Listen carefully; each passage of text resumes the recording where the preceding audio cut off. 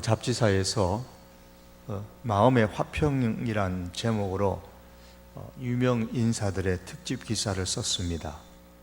16명의 저명한 사람들에게 스트레스가 심한 이 세상에서 어떻게 화평을 얻을 수 있느냐라는 질문을 던지고 그 대답으로 얻은 내용을 가지고 이제 기사를 꾸몄습니다.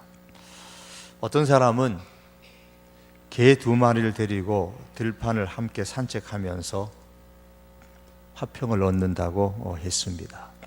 또 어떤 정치인은 사진 촬영이나 야영이나 혹은 요트나 등과 같은 취미 생활을 통해서 화평을 얻는다고 했습니다. 어떤 언론인은 혼자 배를 타고 바다로 나아가면 넓은 바다를 멍하니 바라보는 가운데 화평을 얻는다고 얘기를 했습니다.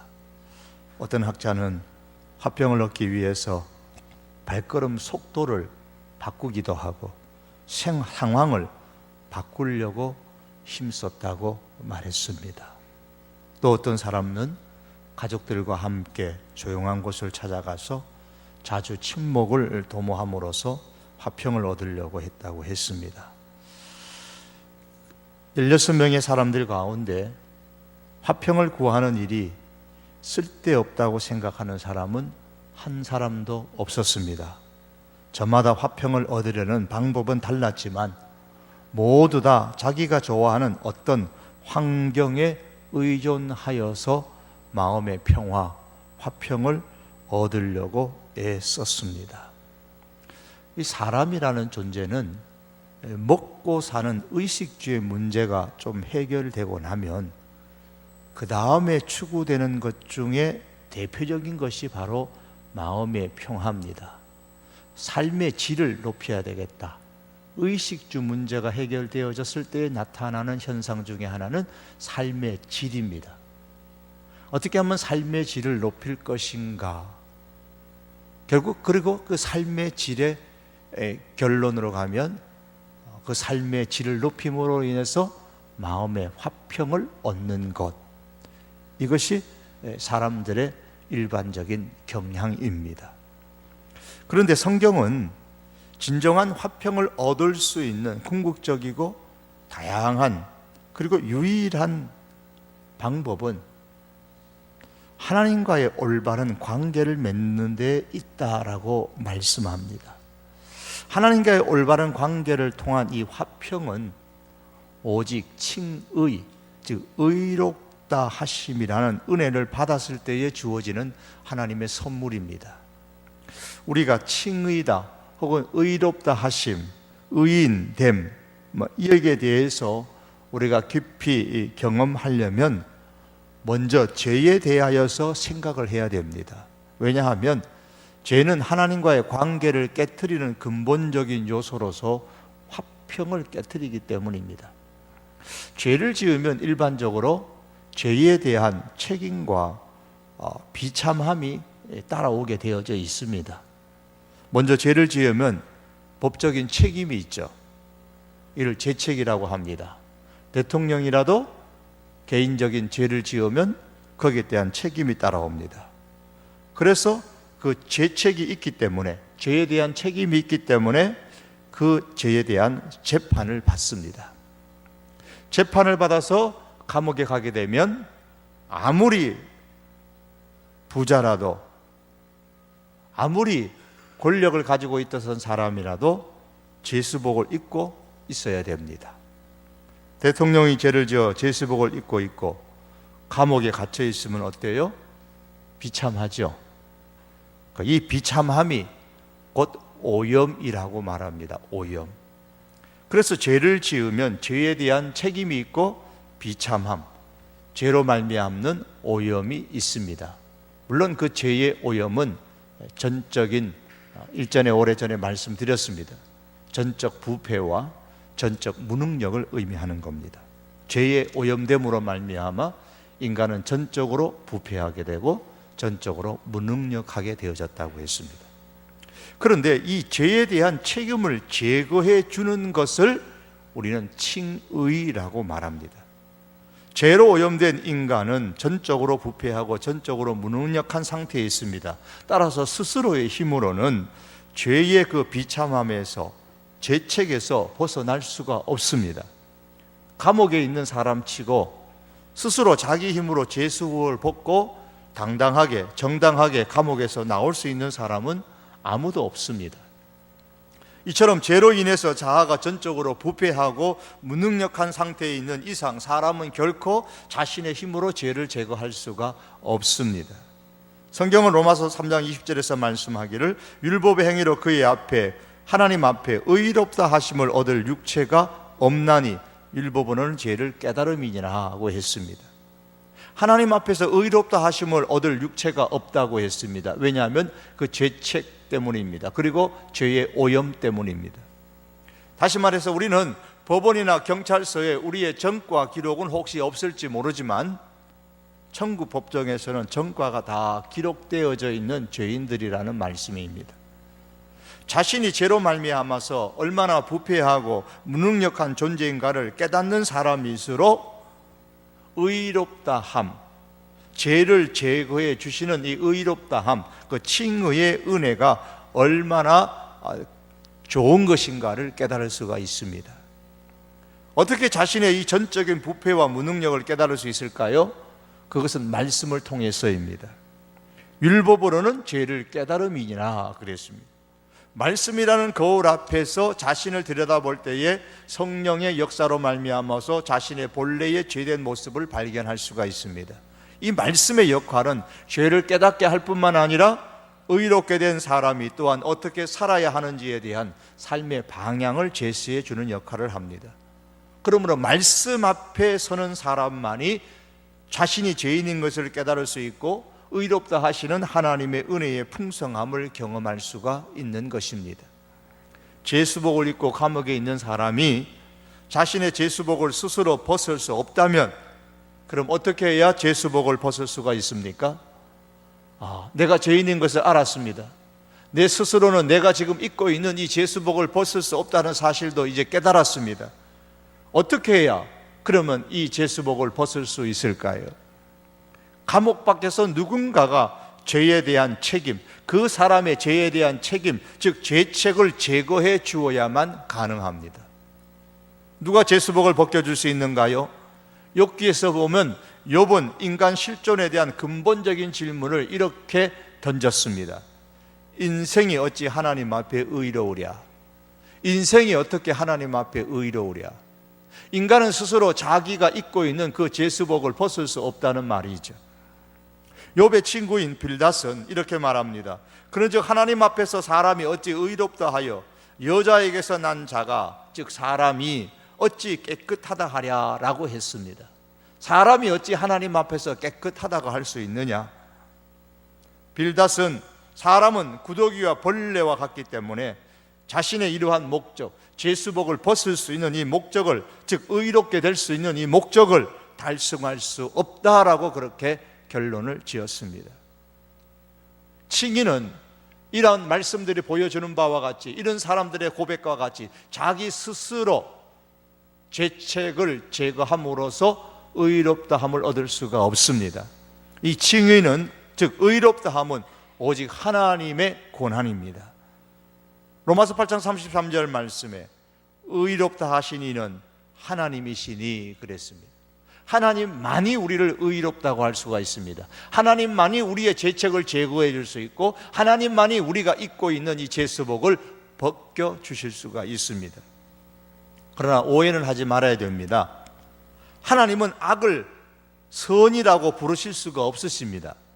죄를 죄가 아니라고 말하실 수가 없으십니다. 하나님은 그냥 아무것도 하지 아니하시면서 우리가 입고 있는 이 죄수복을, 그래 너 불쌍하구나, 내가 너 죄수복을 벗겨주마, 그렇게 하실 수 없으신 분이십니다. 만약 그렇게 하신다면 그것은 하나님의 본성에 어긋나는 것이고 하나님의 그 모든 창조 질서와 영적인 질서를 깨트리는 것이 됩니다. 죄수의 죄수복을 벗겨 주시려면, 죄책을 제거해 주시려면 반드시 그 죄에 대한 대가를 어떤 방법을 통해서든지 지불해야만 합니다. 하나님이시라도 말입니다. 왜냐하면 그건 하나님의 본성상 그것이 맞기 때문입니다. 죄에 대한 대가는 사망입니다. 죽음입니다.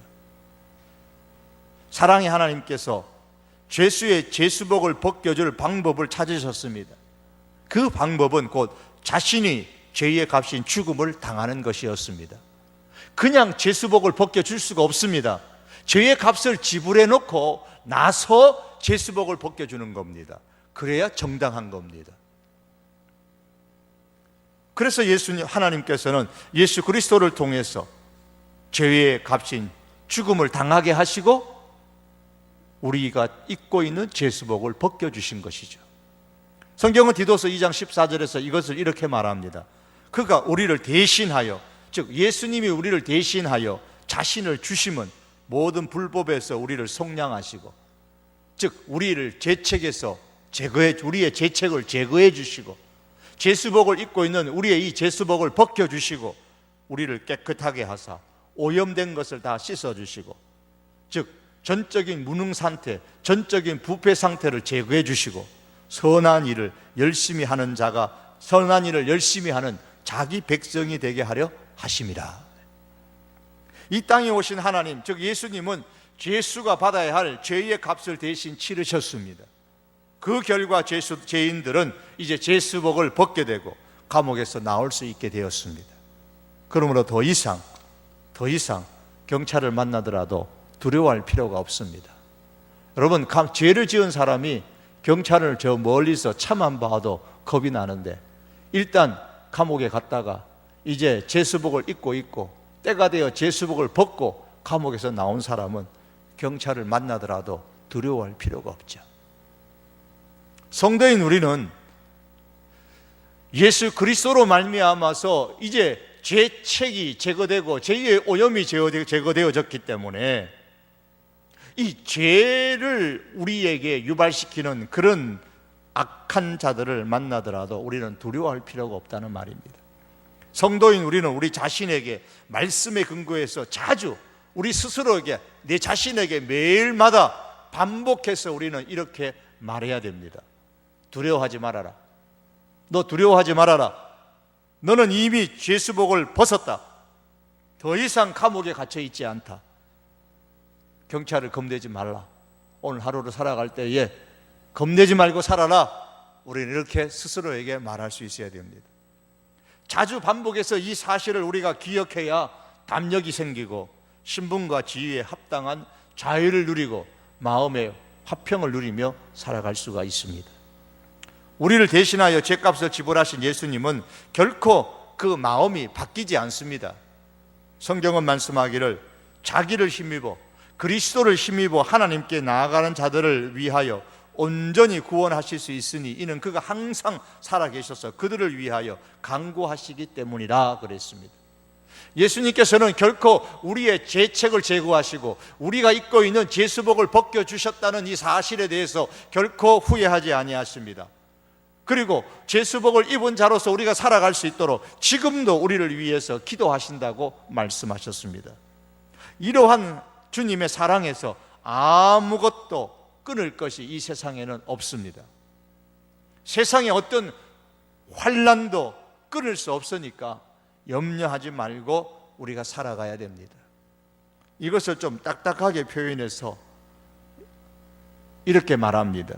하이델베르크 교리문답은 당신은 하나님 앞에서 어떻게 의롭게 되는가? 라는 질문을 하고 나서 대답하기를 총체적인 죄로 말미암아 아무런 자격이 없는 나에게 순전한 은혜로 하나님께서는 마치 내가 죄 지은 일이 없는 것처럼 그리스도께서 나를 위하여 순종하신 것을 내가 순종한 것처럼 그리스도의 완전한 속죄와 의와 거룩하심을 나의 것으로 허락하고 인정해 주셨다. 그리스도의 의를 나의 의로 인정해 주셨다, 그 말씀입니다. 여기서 내가 할 일은 다만 믿는 마음으로 이러한 하나님의 선물을 받는 것뿐이다 그랬습니다. 또한 웨스트민스터 소요리 문답에서 33번에서는 칭의는 무엇인가? 라고 질문하면서 이렇게 대답합니다.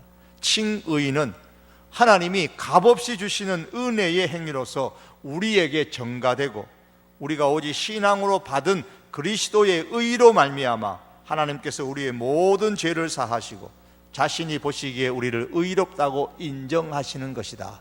칭의는 하나님께서 우리를 의롭다고 인정하는 것이다 라고 했습니다. 웨스트민스터 신앙고백서에서는 이렇게 진술합니다. 하나님께서는 그들을 또한 유효하게 부르심을 받은 사람들을 또한 값없이 의롭다 하시되 그들 속에 의를 부으심으로가 아니라 오직 그들의 죄를 사하심으로 그리고 그들을 의롭다고 여기고 인정하심으로 그들 속에 이루어진 어떤 것 또는 그들에게 의해 행해진 그 어떤 것 때문이 아니라, 즉 그들의 어떤 것 때문이 아니라 오직 그리스도로 말미암아 그리스도의 순종과 속죄를 그들에게, 즉 사람에게, 우리에게 전가시킴으로써 그들이 신앙으로 그리스도와 그리스도의 의를 받아들이고 의지하도록 하신다 그랬습니다. 이 내용들이 공통점 중에 중요한 것이 하나 있습니다. 자, 이 말씀을, 공통점을 말씀드리기 전에 제가 질문을 하나 드릴 테니까 한번 대답을 한번 해보세요. 자, 우리가 하나님께 의롭다고 인정받는 근거가 무엇일까요? 제가 오늘 이 딱딱한 웨스트민스터 신앙 고백서나 웨스트민스터 소유리 문답이나 하이델베르그 교리 문답을 통해서 이미 말씀을 드렸는데요, 우리가 하나님께 의롭다고 인정받는 근거가 무엇일까요? 라는 겁니다. 질문이 그겁니다. 첫 번째, 하나님이 우리 마음속에 그리스도의 선하심을 심으셨기 때문입니다. 2번은 우리의 성품이 거듭날 때 변화되었기 때문입니다. 3번은 성령이 우리의 몸에 내주하며 우리를 선한 존재로 만들고 계시기 때문입니다. 4번은 우리가 신앙으로 사랑을 행하는 데 적극적이기 때문입니다. 5번은 성령이 그리스도의 본보기를 따르도록 우리에게 능력을 주시기 때문입니다. 6번, 그리스도께서 우리 안에서 친히 순종의 삶을 사시기 때문입니다. 7번, 우리가 다른 사람들보다 말씀을 더 잘 지켰기 때문입니다. 7가지인데 기억하시겠어요? 이 중에 하나를 고르시라 그러면? 자, 다는 기억 못하지만 들으시면서 이거구나 했던 거 몇 번입니까? 5번? 3번이요? 죄송하지만 정답이 하나도 없습니다. 자, 제가 1번부터 다시 말씀드리죠. 그리스도를 닮는 선하심, 거듭남으로 인한 변화된 삶, 선한 존재가 되어감, 적극적인 사랑의 행동, 그리스도를 본받는 능력, 순종의 삶, 말씀을 잘 지킴, 이런 것에 기초해서 하나님께서 우리를 의롭다고 하셨느냐? 아니다라는 겁니다. 자, 이런 것들의 공통점은 뭐냐면 신앙적 행위입니다. 신앙적 행동이죠. 그리스도를 닮아 선하게 살려고 하는 행동, 거듭남으로 인해서 변화되어 살아가려고 하는 행동, 선한 존재가 되어가려는 행동, 적극적인 사랑의 행동, 그리스도를 본받는 능력을 가지고 살아가는 행동, 순종의 삶의 행동, 말씀을 지키려는 행동, 다 신앙의 행동들입니다. 하나님께서 우리를 의롭다고 인정하시는 기초는 우리가 무엇을 어떤 행동을 했기 때문이 아니라, 즉 다시 말하면 우리의 신앙의 행동이 아닙니다. 우리의 신앙이 아닙니다. 우리의 신앙의 대상 때문입니다. 신앙의 대상, 이신칭의, 즉 믿음으로 의롭게 된다는 교리는 하나님께서 우리의 지식이나 우리의 동의나 혹은 심지어 우리의 신앙으로 말미암아 우리를 받아주시는 것을 의미하는 것이 아닙니다. 우리를 인정해 주시는 것을 의미하지 않습니다.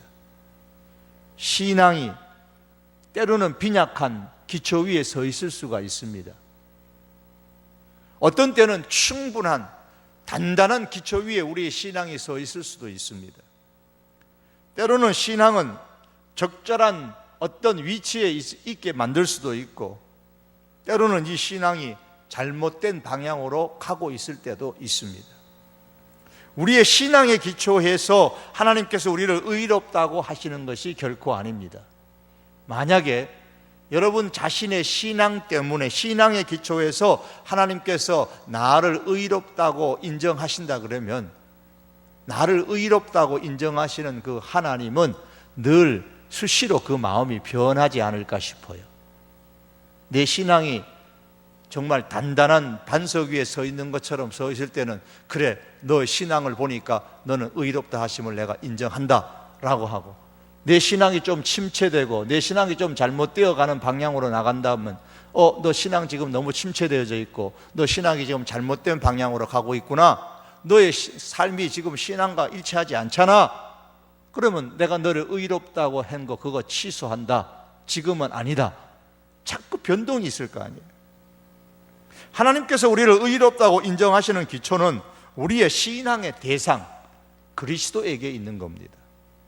우리의 신앙이 오직 한 분 그리스도에게 두어야 우리가 예수님의 속죄로 말미암아 의롭게 되는 것이고, 우리의 그리스도의 속죄는 결코 변하지 않는 겁니다. 그래서 웨스트민스터 소유리 문답에서는 그리스도의 의로 말미암아 하나님께서 우리의 모든 죄를 사하시고 그랬습니다. 그리스도의 의로 말미암아.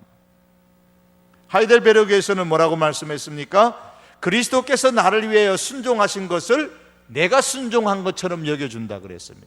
그리스도의 그 의와 그리스도의 거룩하심을 나의 것으로 허락하고 인정해 준다 그랬습니다. 그것을 기초해서 나를 의롭다고 인정해 주신다고 했습니다.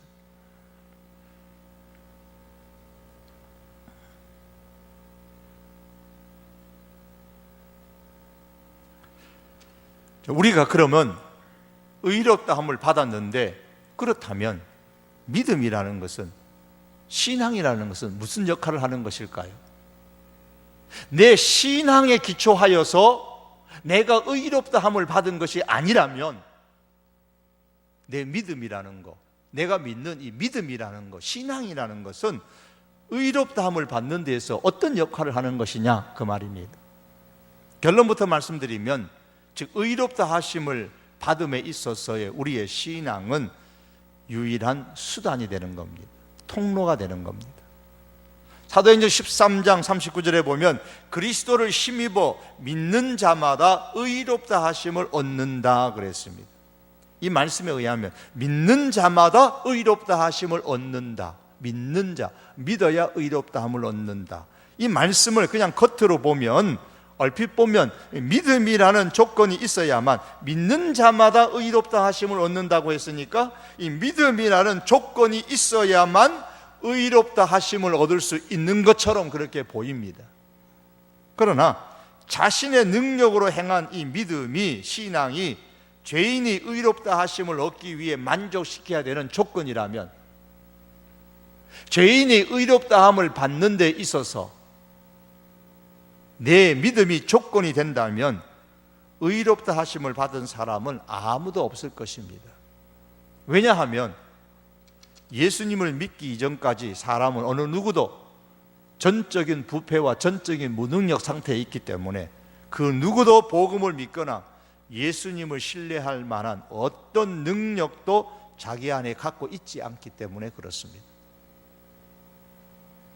만일에 하나님께서 조건을 충족시킨 사람들만 죄수복을 벗겨주신다면, 죄의 책을 제거해 주신다면, 죄를 사해 주신다면 의롭다 하심은 더 이상 선물이 될 수 없고, 죄를 용서해 주시는 하나님의 용서는 선물이 더 이상 될 수가 없고 대가가 될 것입니다. 그렇게 되면 신앙과 행위가 조건이 되고 마는 겁니다. 일하는 자에게는 그 삭시 은혜로 여겨지지 아니하고 보수로 여겨진다 그랬습니다.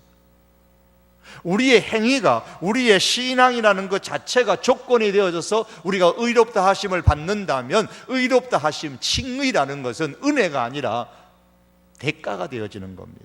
보수로 여겨지게 되는 거죠. 당연한 대가죠.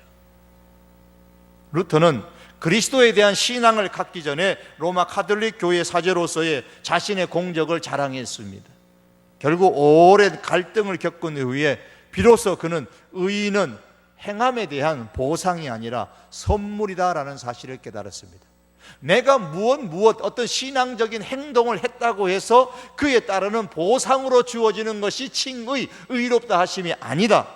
그냥 하나님이 주시는, 그리스도로 인하여서 주시는 선물이라는 사실을 깨달았습니다. 그리고 이 신앙이라는 것은, 믿음이라는 것은, 나의 이 믿음은 의롭다 하심의 선물을 받아들이는 통로다, 수단이다라는 사실을 깨달았습니다.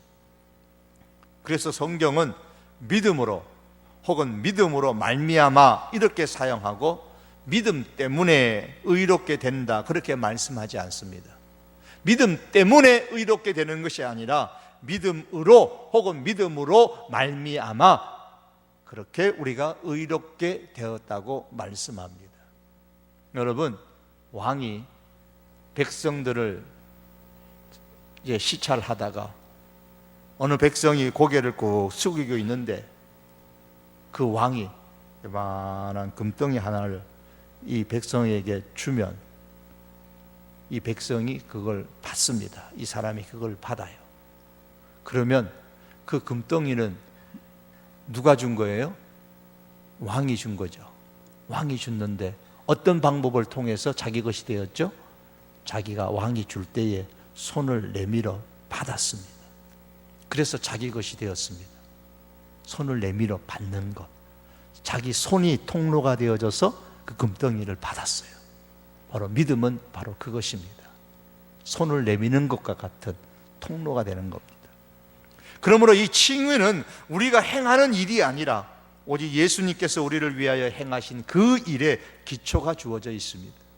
우리가 믿는 이 믿음의 대상인 예수님에 기초하여 예수님께서 행하신 그 의를 하나님께서는 마치 내가 행한 의로 인정을 하시고 승인을 하시고 우리에게 의롭다 하심이라는 이 선물, 이 은혜를 주셨습니다. 자, 이렇게 칭의로 말미암아 우리가 의롭게 되어졌을 때에 거기에는 풍성한 하나님의 은혜가 뒤따릅니다. 첫 번째는 하나님의 칭의로 말미암아 우리 성도는 과거와 현재와 미래의 모든 죄책과 형벌에서 사면을 받습니다. 모든 죄책에서 죄책이 제거되어지는 거예요. 과거와 현재와 미래까지. 성경을 말씀합니다. 에베소서 1장 6절에서 8절에 보면 우리는 그리스도 안에서 그의 은혜의 풍성함을 따라 그의 피로 말미암아 예수님의 보혈로 말미암아 속량 곧 제사함을 받았느니라. 제사함을 받았느니라. 그럼 우리의 미래는 어떻게 되느냐? 예수님께서 말씀하십니다. 내가 진실로 진실로 너희에게 이르노니 내 말을 듣고 또 나 보내신 이 하나님을 믿는 자는 영생을 얻었고, 언제? 지금 영생을 얻었고 지금 영생을 가지고 있고, 미래에는 심판에 이르지 아니하나니 심판에 이르지 아니할 것이고 과거에서 이미 사망에서 생명으로 옮겨졌느니라. 그래서 지금은 생명을 가지고 있는 상태에 있다, 그 말씀입니다. 그렇기 때문에 바울은 이제 우리가 그의 피로 말미암아 예수님의 피로 말미암아 의롭다 하심을 받았으니 더욱 그로 말미암아 진노하심에서 구원을 받을 것이니 라면서 성도의 미래에 대해서 확신을 했습니다. 그리고 오늘 본문의 로마서 8장 30절에서 바울은 또 미리 정하신 그들을 부르시고 부르신 그들을 또 의롭다 하시고 의롭다 하신 그들을 또한 영화롭게 하셨느니라 그랬습니다. 의롭다 하신 그들을 영화롭게 하실 것이 너무나 확실하기 때문에 바울은 여기서 이미 이루어진 것처럼 여기고 과거형으로 쓰고 있습니다.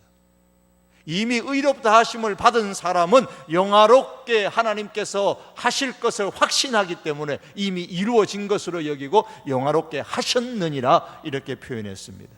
그러므로 여러분, 우리가 칭의, 의롭다 하심을 받음으로 말미암아 우리의 과거와 우리의 현재와 우리의 미래의 모든 죄가 다 사함을 받았습니다. 이것은 취소될 수 없는 하나님의 은혜입니다. 그러므로 여러분, 우리가 살아가면서 정말 내가 하나님의 은혜로 말미암아 죄사함, 예수 그리스도로 말미암아 속량 죄사함을 받고 하나 의롭다 하심을 받았다는 사실을 확신한다면 죄사함의 확신을 가지고 우리가 살아야 됩니다.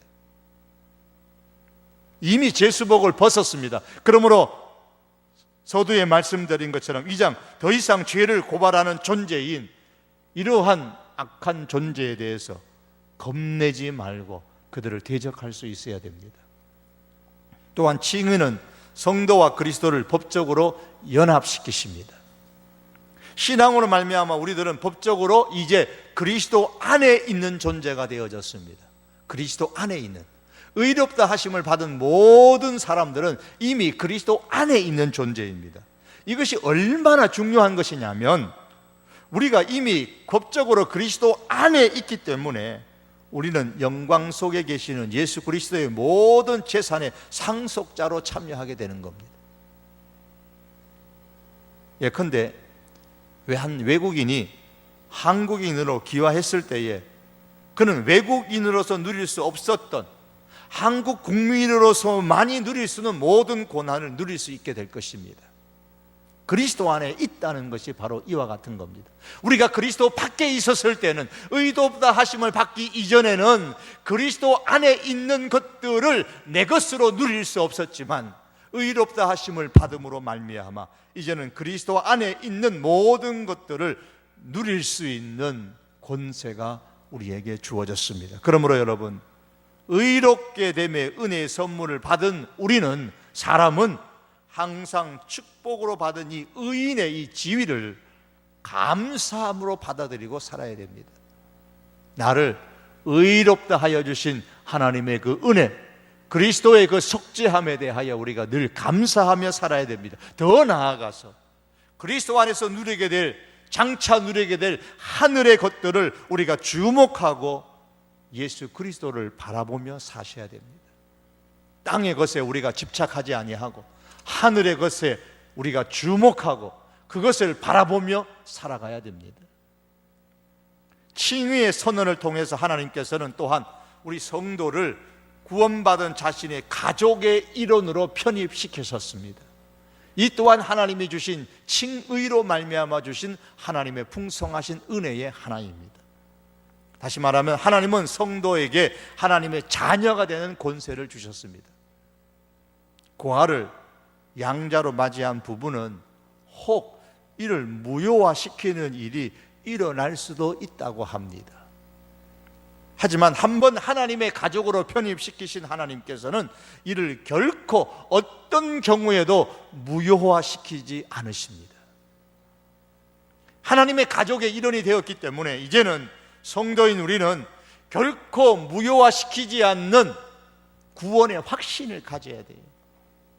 나는 하나님의 은혜로 말미암아 의롭다 하심을 받았다, 믿음을 통하여서 내가 의인이 되어졌다라는 이 고백이 있을진데 우리는 구원의 확신을 가지고 살아야 됩니다. 더 나아가서 하나님의 가족의 일원이 되었기 때문에 이제 성도는 하나님과의 교제뿐만 아니라 하나님의 가족들과의 교제를 지향하면서 살아가야만 합니다. 하나님의 가족들에게 관심을 보여야 되고 하나님의 가족들에 대하여 존중함을 나타내 주어야 됩니다. 왜냐하면 그들 또한 하나님께서 의롭다고 하신 하나님의 가족들이기 때문입니다.